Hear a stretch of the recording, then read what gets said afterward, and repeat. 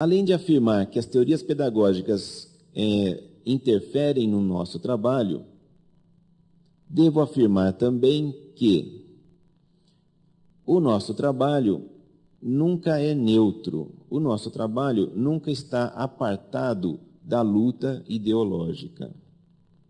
E as teorias pedagógicas, elas travam uma luta ideológica no campo da educação.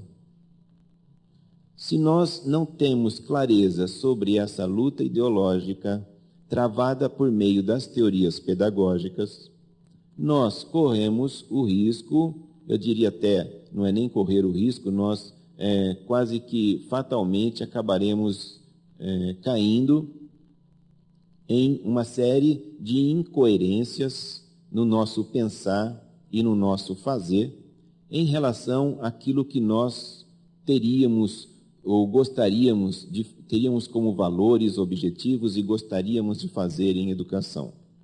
Muitas vezes nós podemos estar trabalhando na direção de uma determinada ideologia que não é compatível com aquilo que nós gostaríamos de ter como resultado do nosso trabalho educativo. Então, nós precisamos discutir as teorias pedagógicas pelo menos por dois motivos. Um é o de que elas interferem no nosso trabalho, outro é o de que elas traduzem no campo educacional uma luta ideológica da qual a educação não tem como escapar. Então, justificada a razão pela qual eu considero indispensável a discussão das teorias pedagógicas, passemos às teorias propriamente ditas, né?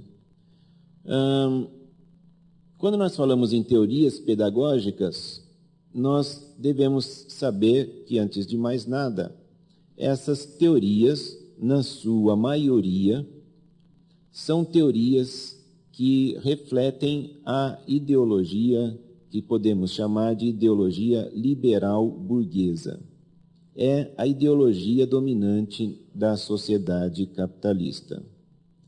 A maioria das teorias pedagógicas reflete, portanto, o pensamento elaborado a partir dos interesses de classe, no caso dos interesses da classe dominante. O que não quer dizer que as pessoas que defendam aquelas teorias estejam necessariamente comprometidas com a classe dominante. Não, às vezes muito pelo contrário. São educadores, são intelectuais que acreditam estarem atuando em prol de uma educação compatível com os interesses da classe explorada, da classe trabalhadora, mas, inadvertidamente, acabam refletindo a ideologia dominante por meio das ideias que defendem.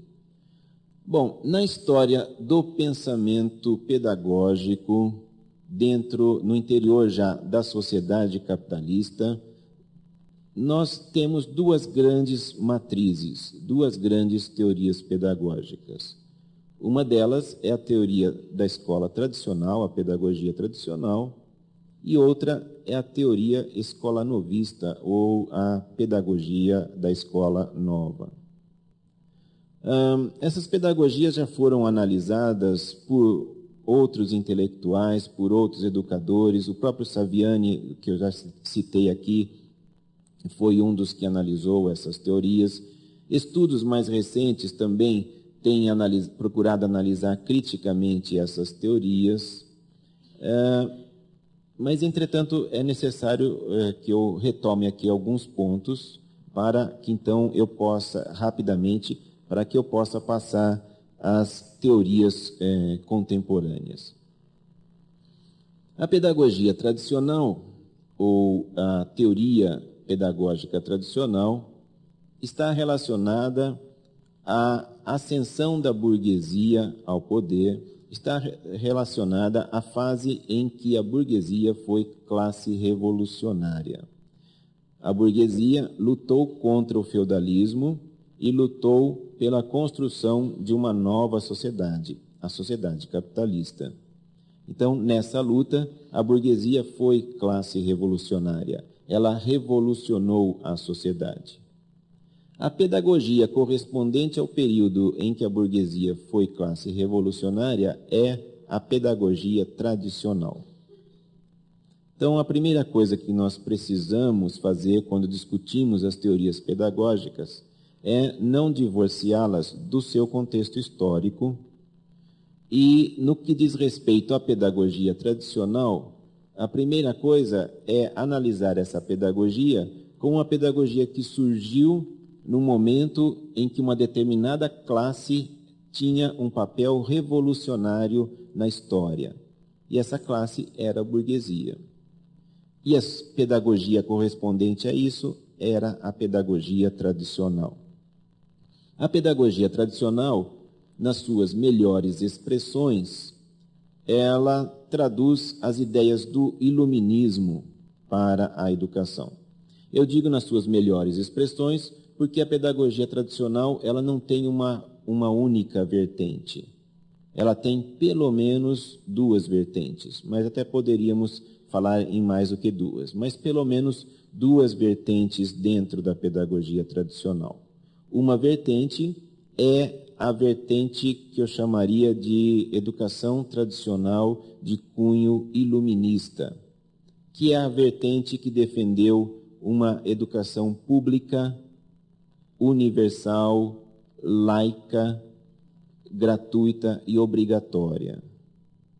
Uma vertente que defendeu que a escola teria por tarefa levar a ciência e a razão a todos os cidadãos.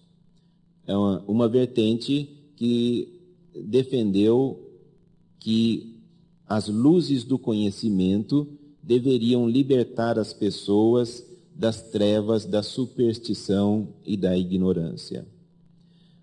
Obviamente que, como representante do pensamento liberal burguês, a pedagogia tradicional estava eivada de contradições. Eu ia falar da outra vertente, né? A outra vertente da pedagogia tradicional foi, e a que chegou no Brasil no período da colonização, foi a vertente religiosa, no caso mais especificamente nosso, a vertente jesuítica. A pedagogia jesuítica foi uma pedagogia tradicional. E essa pedagogia tradicional, na vertente jesuítica, foi a que chegou ao Brasil no período em que éramos colônia de Portugal.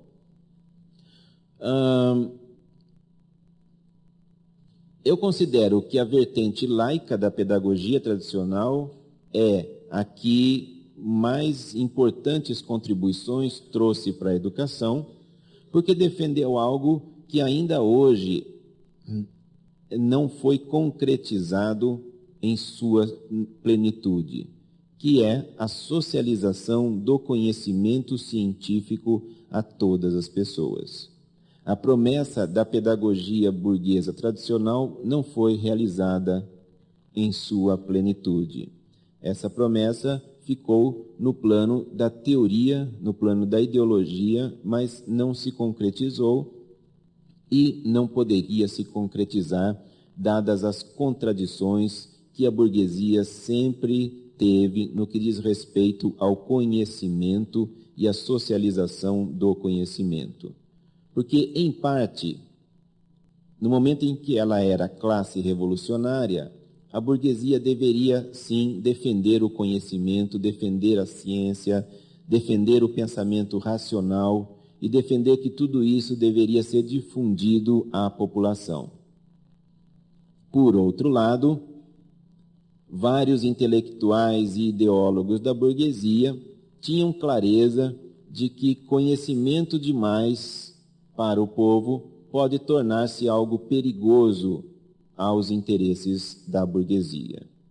Que conhecimento demais poderia gerar problemas em termos da subordinação da classe trabalhadora aos interesses da burguesia. Não é por acaso que vários pensadores burgueses defenderam que a escola que deveria ser levada à classe trabalhadora deveria ser um misto de uma aprendizagem muito elementar da leitura, da escrita e do cálculo, né? E uma formação moral religiosa, sem a qual ficava difícil formar uma mentalidade dócil por parte da classe trabalhadora, dócil em termos de se submeter à exploração. E já aí, a vertente laica da pedagogia tradicional começou a ceder à pressão da ideologia religiosa. Se no início a pedagogia burguesa tradicional era laica, defendia a ciência, defendia a razão, aos poucos ela foi cedendo espaço para o pensamento religioso dentro da prática educativa, porque percebeu que uma certa religiosidade era importante para a dominação da classe trabalhadora. Em nome de uma formação cívica, na verdade, o que se fazia, o que se faz até hoje, é a utilização de ideias de cunho religioso para a domesticação do povo, para a domesticação da população. Bom, a pedagogia tradicional teve como seu grande mérito a defesa da transmissão do conhecimento pela escola. Mas ela foi fortemente combatida pela pedagogia escolanovista, pela escola nova.